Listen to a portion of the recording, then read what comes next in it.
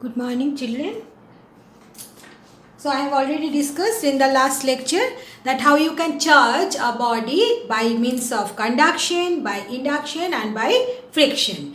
And we have seen that charging by conduction takes place when you are touching the uncharged body by the charged body. And when you are charging by conduction, then what happens? The charged body attains or gets the same charge as that of the charged body. Alright, uncharged body gets the same charge as that of the charged body. And whenever you are charging a body by conduction, then the charged body loses some charge. Alright, another one is that electron transfer takes place between the charged and uncharged body. And when you are charged body by induction, then what you do? You keep the uncharged body near the charged body. Means the charged and uncharged body, they do not touch each other. No electron transfer takes place. Alright. So the charged body do not lose any charge and the uncharged body get opposite charge as that of the charged body. So this point is very important. What are the differences between charging by conduction and charging by induction? So what is the first point? The charged body touches the uncharged body, and for induction the charged body does not touch the uncharged body. Second point of difference, the uncharged body gets the same charge as that of the charged body, and in case of induction the uncharged body gets the opposite charge as that of the charged body. Electron transfer takes place between the charged body and uncharged body.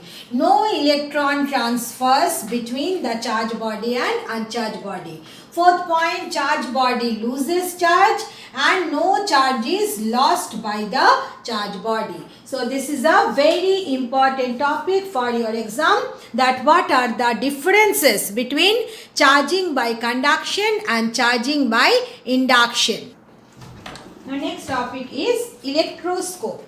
What is electroscope? Electroscope is a device by which one can find out whether charge is present in a body or not, and you can detect also what kind of charge is present in a body. Alright, and there are two kind of electroscope, pith ball electroscope and gold leaf electroscope. Alright, so first is, what is electroscope? It is a device which is used, first point, to detect presence of charge in a body, means whether a body is charged or not. Secondly, to find the nature of charge present in a charged body.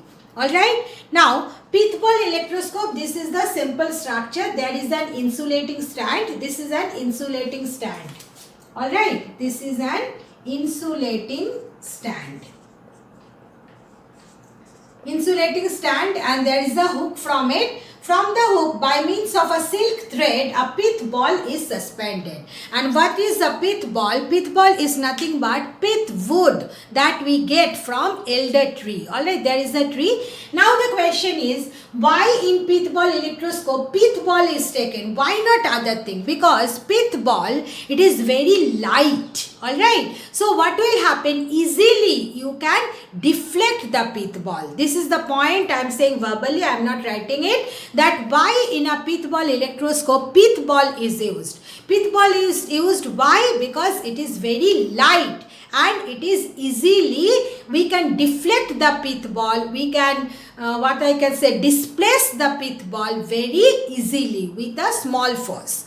And then why silk thread is used? Because silk thread is an insulator. Alright, that's why silk thread is used. If you use copper or any metal, then what will happen? Whenever charge will be given to the pith ball, then through the silk thread it will be conducted, it will be transferred to some other place. That we do not want. We want that whatever charge is in the pith ball, it should be confined within the pith ball. That's why it is suspended by means of a silk thread. So that's all about the pith ball electroscope. Then the next one is gold leaf electroscope, which is a very important topic.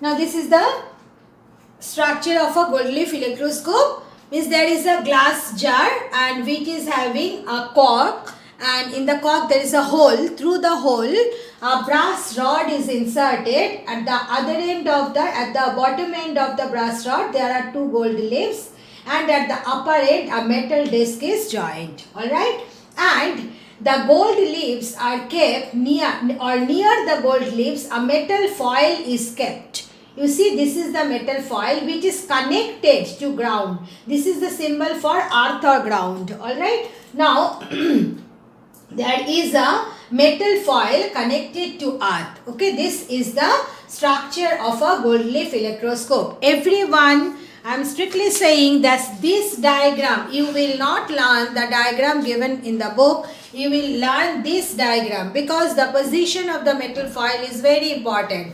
Metal foil should be near the gold leaves. It should not be below, or it should not be below the gold leaves. It should be just parallel to the gold leaves. So in your book the diagram is not given properly. So that's why this diagram, I repeat, everyone should learn and practice, and the leveling also.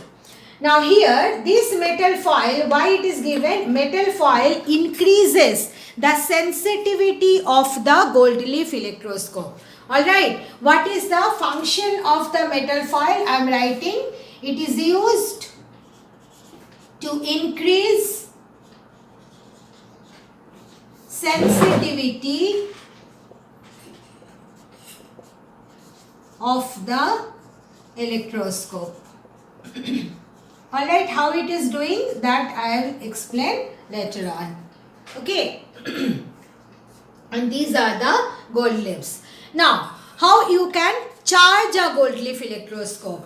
Now, how you can charge a gold leaf electroscope? You can charge it again by the method of conduction as well as by the method of induction. So, one by one I am discussing.